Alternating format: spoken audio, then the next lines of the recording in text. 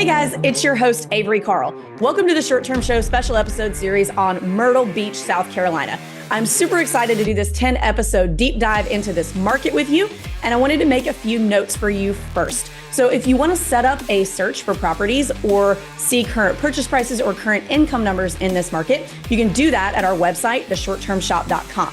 If you just want to connect with us and hang out and talk about short-term rentals more, you can do that in our Facebook group. It's the same title as my book. It's called Short-Term Rental, Long-Term Wealth. And you can also find the information on all of our other market short-term show special episode series there as well. So we look really forward to hanging out with you over the next 10 episodes, and we'll catch you guys on the next one. Let's go.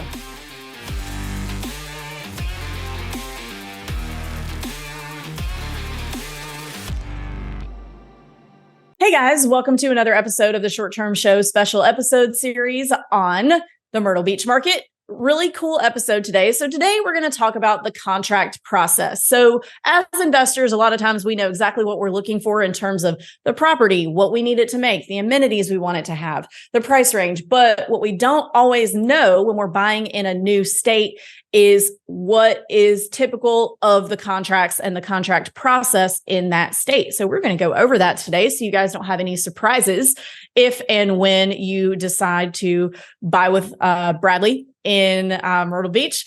So we'll go ahead and introduce our panel here. So just introduce Bradley. We've got Bradley Klein. Bradley, people are familiar with you from previous episodes, but if you want to just reintroduce yourself really quick in case they're jumping in a little bit late, that'd be great. My name is Bradley Klein, and I'm one of two of the short-term shop agents here in Myrtle Beach. Samantha is, of course, the other agent. Of course, I'll be taking care of all of our buyers and sellers needs in the local market. Thanks, Bradley. And we also have Justin Ferraro. Justin, will you introduce yourself to our audience really quick? I'm Justin Ferraro with Rivertown Property Inspections.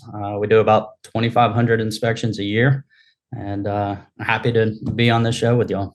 Thank you so much. So we're going to walk through the contract process as if I am a buyer asking questions about what things are on the contract. Once we get to the inspection, then we'll have a bunch of questions for Justin, but we'll start at the beginning. So Bradley, I have found a property that I want to put an offer on, and we are about to write that offer. So there's some things on the contract, some terms that we need to talk about. So the first one is earnest money. So is earnest money the only deposit that has to be made up front in South Carolina, or are there others? It's the only deposit up front. It's typically 1% of purchase price in our market.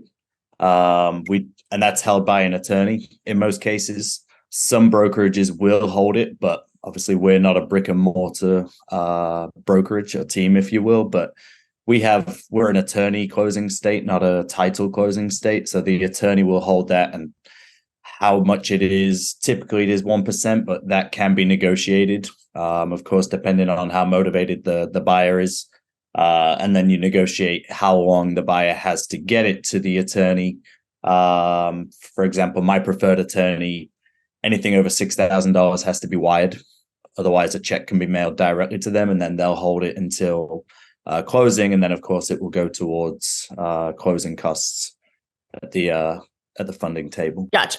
So, excuse me. So we're looking at 1% of purchase price, which is pretty typical across most markets. And times that you would ever put down more than that would be if, there's multiple offers on a property, you would typically put down more earnest money to show seriousness. And Bradley, so earnest money, it's refundable, right? Or is it not refundable? It depends on the contract. Of course, if the contract was to fall through due to a contingency of the contract, whether that be financing, appraisal, the CL 100, which is the termite inspection, then typically the buyer will get that earnest money back. Of course, there is a earnest money release document, which does have to be agreed upon and signed by both the buyer and seller. But that is generally how it works.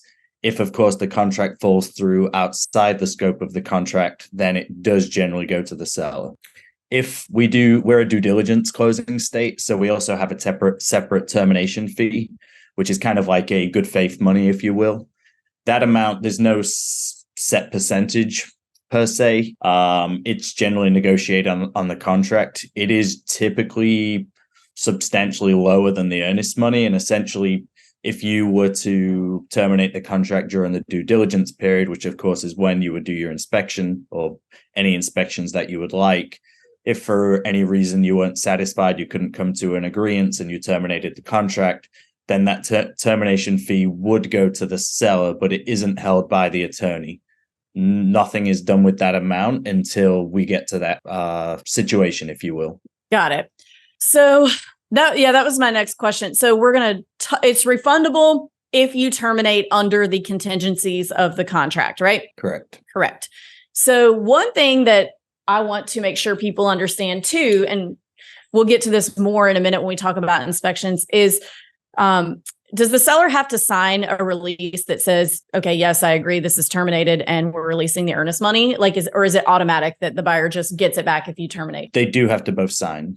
Mm-hmm. Yes. So that's one thing that I wanted to touch on, because yes, if you terminate, like if you go through your inspection and there's a foundation problem and you don't want to deal with that and you terminate, you are well within your contingencies. But if the seller wants to be difficult and push back and not sign that earnest money release, even though you are following the contract, they can do that. So what I don't like to see people doing is putting their earnest money at risk by like trying to get really cute about terminations. Like, and what I mean by that is maybe you can only qualify for buying one property, but you get under contract on 10 and you want to try and beat everybody up really hard on the inspection to see who will give you the best deal, and then only close on the best deal and terminate on all the rest of them. That can get you in trouble. And if a seller feels like you're not acting in good faith, or if they get kind of mad, they can push back on that. And if they do, typically, and Bradley, correct me if this is different for your state, that the only person who can ultimately decide if it were to go that far, which I've never seen it go this far, is a judge. So even if you fall, it is okay. So even if you fall under that contingency, you're doing everything right. If the seller just wants to be a jerk and not sign it and push it that far, they can. Now, typically what happens is the seller will be mad for a few days. Then they'll realize like, okay, I don't want to tie this property up over this. I want to get it back on the market. They'll sign it and release the earnest money and move on. I've never ever seen it go to what's called an interpleader, but it could. So I just wanted to let you guys know to make sure that you do take earnest money seriously, so you don't lose it or put it at any kind of a risk.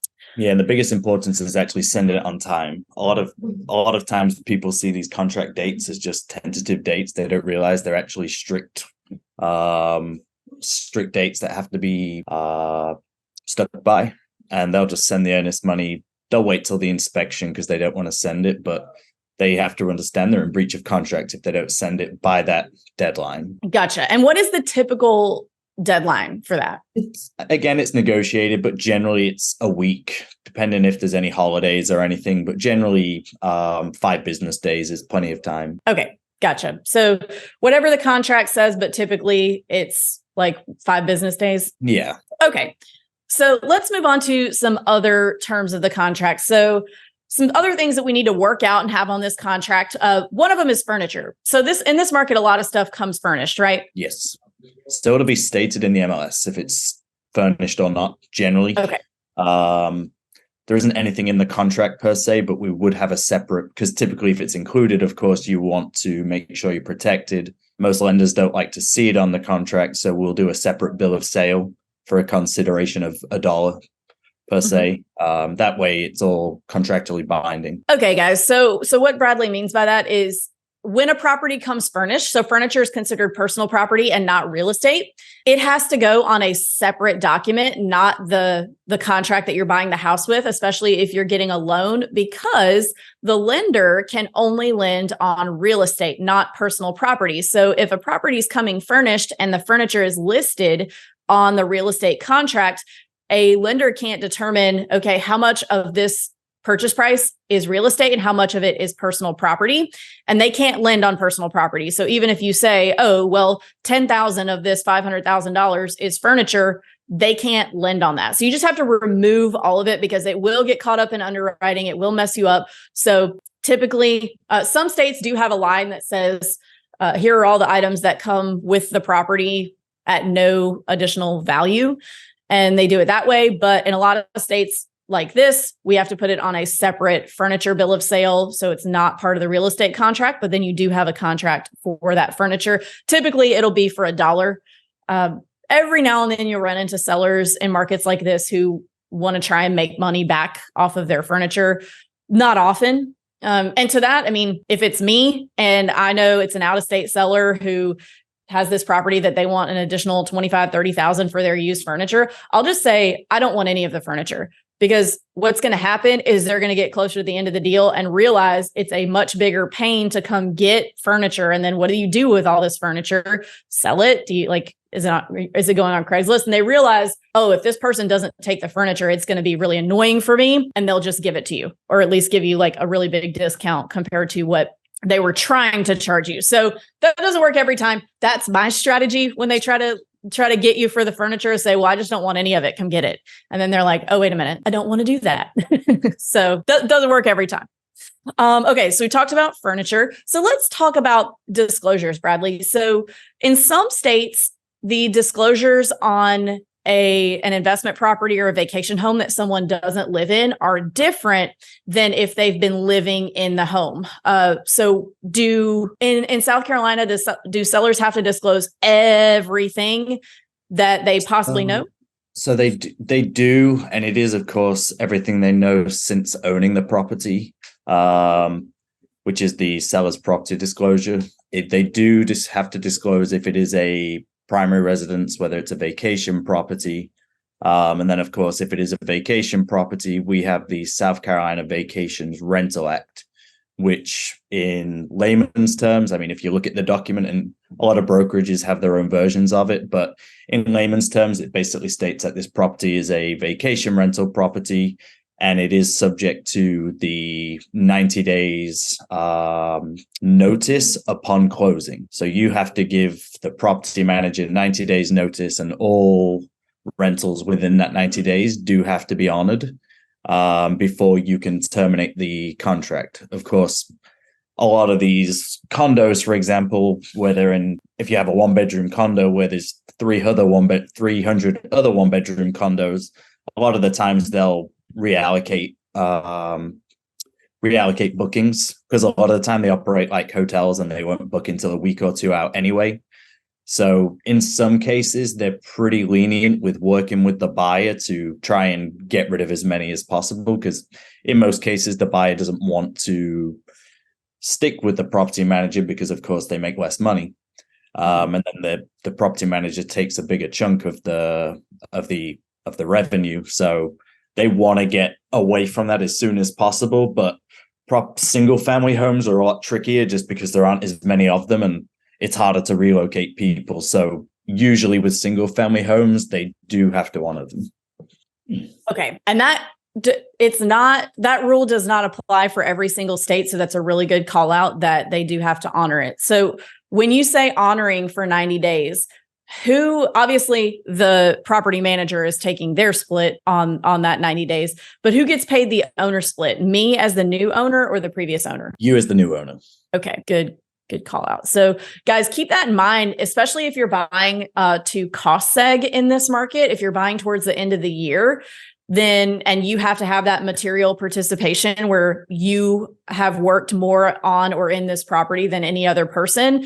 Keep that in mind, because when you're offering on properties that the 90-day honoring period, because it would be really difficult if you do have to honor 90 days worth of bookings. It will be difficult to show that you put more work in or more hours in than the property manager during that time. So definitely try to negotiate that out of the contract, or find a property that will, because that will mess up your cost seg. It's not tax advice, just best practices here. So definitely consult a CPA or a cost segregation expert on that, but it's something to keep in mind when you are making offers.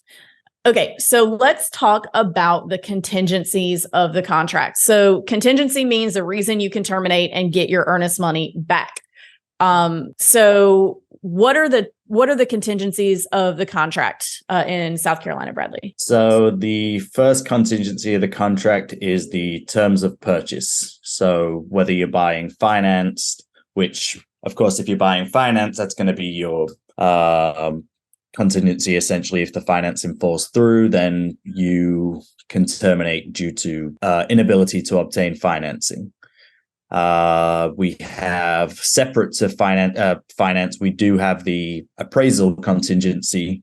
So essentially, if everything runs smooth with your finance, but the property doesn't appraise and the buyer and seller can't negotiate the terms. So let's say you're buying a $400,000 property, it appraises for $350,000, and the seller isn't willing to drop the price to the appraised value. The buyer isn't willing to come up with the difference, or they can't negotiate an in-between figure. Then, of course, the buyer can terminate due to that contingency.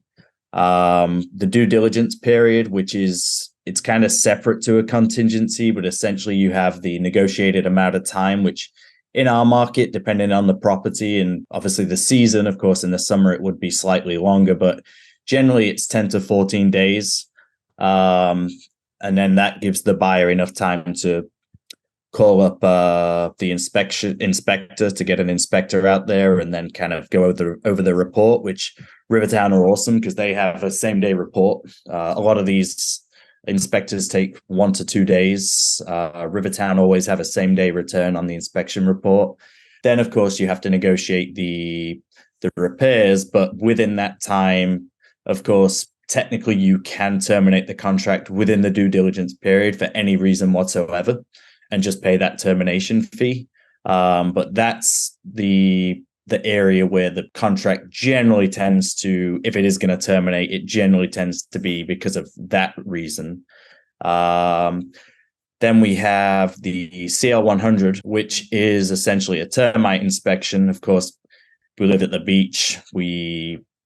It happens. A lot of these older structures, they do have termites, and it's nice to have that separate protection to know that, okay, your inspector is going to do this, but you can pay $80 for just for a termite inspection, and the inspection for the property may come back clean as a whistle. But of course, if you've got termites, then it's nice to know that you are protected by that contingency also. Awesome. So let's start with not the financing. Let's start with the inspection contingency, and we'll switch over to Justin for just a second, who's been waiting really patiently. So Justin, let's talk about inspections here. So first, let's talk about what is covered in a typical home inspection. So let's say I'm buying something single family in Myrtle Beach, and I hire you guys to do an inspection. What are you guys looking at? So we're looking at pretty much everything on the home. Each home, or the average home, a home inspector is inspecting over 500 items. So that's a lot of items to take a look at. Now, some of them are maintenance or cosmetic. And as a home inspector in the state of South Carolina, we follow the state standards of practice, which are either issued by ASHI or InterNACHI. And on that standards practice is kind of like a guideline on what you're inspecting. So the main items would say, the roof, the HVAC system, your electrical, your plumbing, the foundation of a home, and the exterior of the home are like the main portions of what you're looking for and the most expensive repairs on a home. When it comes to a roof, that's something you need to check with your inspector. If they're going to walk the roof. There's many inspectors that don't walk the roof because it's not a requirement by those standards of practice. And same with the home or a crawl space, like in the foundation. That's something you need to check with your inspector as well, because many don't go under there because it's not a requirement. Okay, so you definitely want to ask those two questions of an inspector. Hey, do you look at the roof? Do you look at the crawl space? Because that's not a requirement. Correct. And those are two of the most expensive repairs on a home. Ooh, that's a very, very good call out, because in other states that I know that I work in often, they are included. That's totally standard. So definitely a really good call out there. So in terms of interior, you can't look, you're not opening up any walls. You're not moving things around. It is just what you can see. You're checking, obviously, all of the electrical outlets, light switches, GFCIs, making sure everything's working and is in good repair, but you're not opening up walls or things like that. Correct. For the most part. Now, our standards of practice only state that we only have to check a handful of windows and electrical outlets. So let's say one window per room, one electrical outlet per room. And some people consider that as an inspection. So it's important that your inspector goes above and beyond and test them all. Now, it's very important for somebody to do a buyer to conduct a final walkthrough inspection, because a home inspector will not move furniture, won't, lift rugs, that sort of thing to get to electrical outlets or something that may be hidden, behind some sort of furniture. Gotcha. So guys, keep that in mind. And I think some people will be like, oh my God, the light switch is crooked. The entire electrical must be really messed up. But, they think that if one thing is messed up, that everything is falling apart. And that's not necessarily the case. So, guys, it's also really important to make sure that you are communicating with your home inspector. So we see buyers all the time that'll say, oh, I don't care who the home inspector is, just schedule who you normally use. And we'll look at the report, and they never speak to the home inspector. So we don't let people do that.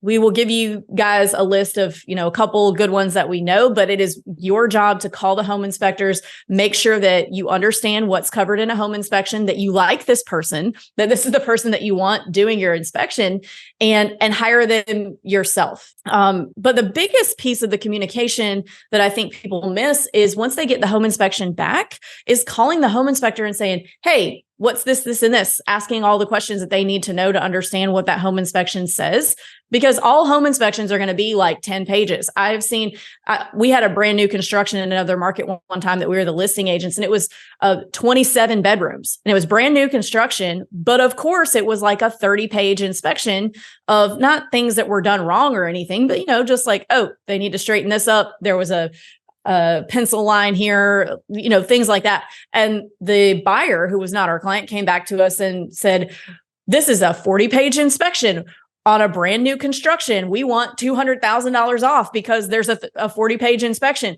There's no such thing as a clean inspection. These people were expecting to get a 0-page inspection, which does not exist. So there's no such thing as a clean home inspection. Even on brand new construction, there's always going to be stuff that's called out. But what kinds of things do you think, or actually, let me back up. So it's really important to call your home inspector and say, hey, what are these things? Can you explain these things? Because that's their job, is to help you understand what's going on with the house. Yeah. We love communicating with the clients and the agents. The ultimate goal for an agent is get it to, the closing table, and they have a team that they work with, and it should be everybody's, job on each team to make that happen. Now, by doing that is through communication and helping, the clients, with whatever questions that they may have. For us, we've got 6 inspectors. So, we ask people to call into the office sends it to the inspector, because if each inspector gets multiple phone calls throughout the day, they're going to be missing items on a home inspection. They've got to be able to focus. But we like it when people show up for the last 30 minutes of the inspection, so that each inspector can walk that person through that home and just, go cover the items that were found, because sometimes people misconstrue the verbiage in the report and think something that is a bigger deal than it actually is. Yeah. And that can go both ways. You can look at something and not think it's a big deal, and it actually is a big deal. Or you can look at something and think, oh my gosh, this is a huge deal, and it's really not. So always just give your home inspector a call. I know a lot of us millennials are investing right now, and we don't like to get on the phone, and we have to overcome that and make that phone call and ask some questions. But what are some things that you see, speaking of that are really common, that are going to be on like most inspection reports in this market? I would say disintegrating fins on the outside unit of the HVAC system. And what the reason being is because we live at the ocean. There is salt in the air. So it actually disintegrates the fins quicker than, the average unit in Tennessee or something like that. One big one around here is actually microbial growth. We have high humidity here, low wetlands. So microbial growth is something that we find all over the place. We breathe it in every single day. People who are moving from Arizona don't understand that, so that's important to disclose and explain to them that, hey, this is your, everyday microbial growth. This is not, huge issue. We do, recommend having it taken care of, but many times it's just, getting a chemical and wiping it down. Yeah, I've seen that a couple of times too, where they're like, oh my God, there's some mold. And then people are like, oh my God, it's black mold, but it's really not. It's just like not a big deal. So you definitely want to get those kinds of things checked out, but just because one exists doesn't mean that the other necessarily does. What would you say are some other things besides microbial growth that you might see on a lot of these properties? So I think, I don't know how much, is there a ton of new construction, Bradley, in Myrtle Beach, or is it mostly like mid 2000s at this point? There's a lot of new construction, but it's generally not short-term rental friendly. So It's not very often that I deal with new construction for our clients. Gotcha. So you're typically going to be dealing with at a minimum 2000s builds, like mid 2000s builds. Yeah. And I mean, in North Myrtle Beach, some of them are, for example, one listing I have right now was built in 1956. So there are some older homes here also. Yeah. So it's important to understand, again, that when you're buying these types of properties in these types of markets, especially if they've been rentals, it's not a situation where people have been living there and maybe updating over time. They've just been kind of at least I found in markets like this that have been short-term rental markets for a long time. If they're getting asses in the seats, they are not really doing updates, especially if they're on these big local property management companies. I've seen some deferred maintenance they let it get further than they typically would if they were self-managing and, getting these reviews and complaints directly to them if there's anything wrong with it or actually living there. So what I'm trying to say is if a property's got some dings and some dents and some things to fix, maybe, not necessarily a brand new roof and the foundation's messed up and all these other things, but any property in these types of markets it's a used property. It's going to have been a vacation rental. It's going to have some deferred maintenance and some scratch and dent stuff going on with it. Is that fair to say? It is. And, one of the things that we have to keep in mind in our area for many years, the entire town shut down during winter. So, majority of the homes that were here were all second homes. So when it comes to deferred maintenance, the only time maintenance really took place is whenever people came in and, vacationed in their own home. Right. So I guess what I'm getting at here is I wouldn't be out here in search of the best inspection report, but the best opportunity for the highest income producing property, whether you have to make some repairs or some updates, period. We're looking more for location, opportunity. You can always fix decor and photos and deferred maintenance, but you can't put a view of the ocean in a property that doesn't have a view of the ocean. You could fix up a property, but you can't create a view. So, or location, insert thing here. But thank you, Justin. I think that's all my questions surrounding inspections. So Bradley, let's talk about the appraisal contingency for a minute, then we'll move on to financing. So if the property appraises low, what are my options? So either the seller has to drop the price to the appraised value. The buyer has to, if the seller disagrees, the buyer has to essentially come out of pocket up to the difference between the appraised value and the purchase price, because of course the lender's only going to lend on the appraised value. They won't lend higher than that. So as I said, for example, if you buy a $400,000 property, it appraises for $350,000. The seller isn't willing to come down. You have to come out of pocket $50,000. You can negotiate. So seller drops the price a little bit, you come out of pocket a little bit, which generally tends to be the most common outcome. I don't see many appraisals not come in, to be honest. I think one good thing in our market is most properties do generally tend to be priced well. I think since I've been doing real estate, I've maybe had two that did come in low. One of them was an appraisal error. So it was just, they did a reevaluation, and they came up with the correct number.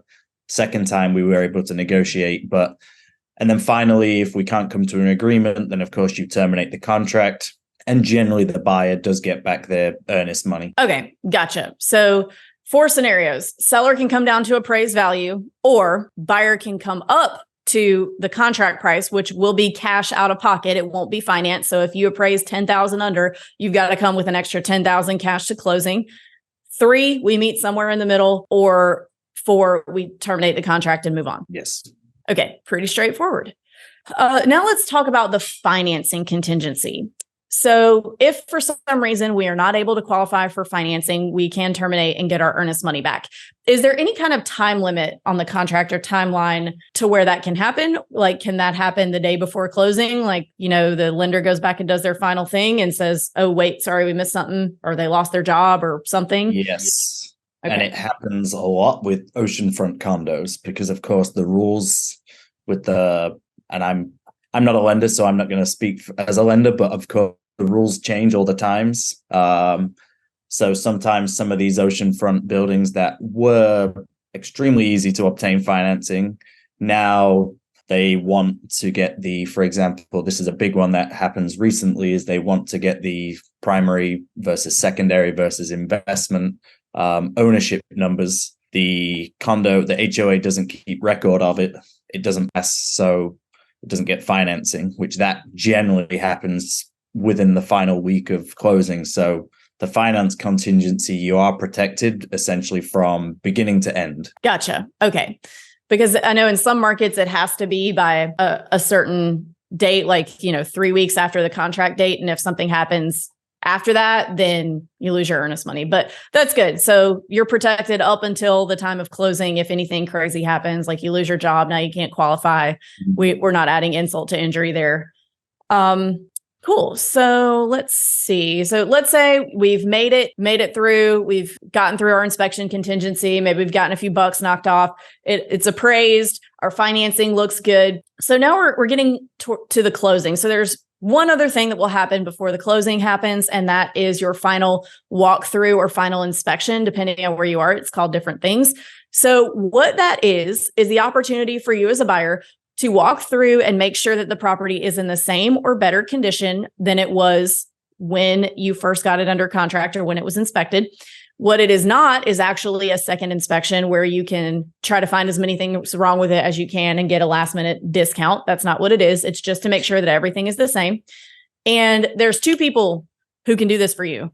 You, the buyer, or the home inspector who did the initial home inspection. Typically, they'll charge another fee to come out and just make sure that either the repairs were done or that, everything is the same. There's one person that it can't be, and that is your agent. And here's why. And I'll tell a story of, when I've made mistakes doing this before. So agents are not trained or licensed in looking at any sort of repairs or being able to comment on the condition of a house. Whether it requires repairs or not. We can't comment on that because we're not licensed. We're not home inspectors. We're not contractors. So where it can get hairy is, and I've had my fair share of buyers say, oh, well, my agent in Ohio did the walkthrough for me. Well, your agent in Ohio put themselves at some significant liability by doing that. So here's an example of where I've made a mistake before. I did a final walkthrough for a buyer, just did a quick video, looked around, everything looked great. Looked good to me. We close, move on. 3 weeks later, this buyer calls me livid, wants to come after me because there's some squishy subfloor around one of the toilets that the inspector missed, and then I missed it. So I don't even know that's something to look for, squishy floors. I didn't know floors could be squishy, and I did not even go, I didn't use the bathroom there, so I didn't see it. And then now it's, on me because I missed that in the final walkthrough. So it really does need to be you as a buyer or that home inspector to just make sure everybody's on the same page. I've also seen it happen to where one of our agents did a walkthrough for somebody and a piece of art was missing that apparently the buyer really wanted and was excited about, and we didn't notice that. And then, so there's just too many opportunities for things to go wrong. So if you can, you are the best person to do your final walkthrough. A second option would be your home inspector. And I don't know if either of you guys have any comments on that, but that's kind of my take on it. I think it's very important. We actually offer a service with a thermal camera where you can walk through, especially during the inspection or final walkthrough, just to make sure that nothing's actually leaking, inside of the walls or the ductwork isn't loose. And it's the client's, last opportunity to get in there and get eyes on for themselves. Yeah, totally agree with that. So I think that's the biggest thing there. And Bradley, this is where we're going to need some more of your help. So we're getting to the closing date. and it's time to close on the property. So if I'm a buyer, do I get the keys to the property at the time that I sign or at the time that the money funds into the seller's account? Money funds. It can be agreed upon, and if this, for example, if there is any kind of delay, or if it's Friday afternoon and the funds are not going to disperse until Monday, for example, which does happen a lot, of course, with finance deals, especially with a lot of clients that do mail away closings. If you have a closing on a Friday, of course, they do have to sign on the day of the loan. So typically the packet doesn't generally arrive to the attorney until Monday, sometimes Tuesday. So in some cases, if, for example, the buyer wants to come to town, they're eager to get inside and everything's pretty much a done deal, sometimes the sellers will agree for like early occupancy. But technically speaking, you don't get the keys until the funds have gone to the seller. And how long does that usually take? Like a day? It's usually the same day. If you close in the morning and everything's in place and everybody's done what they should do, it can be a matter of hours.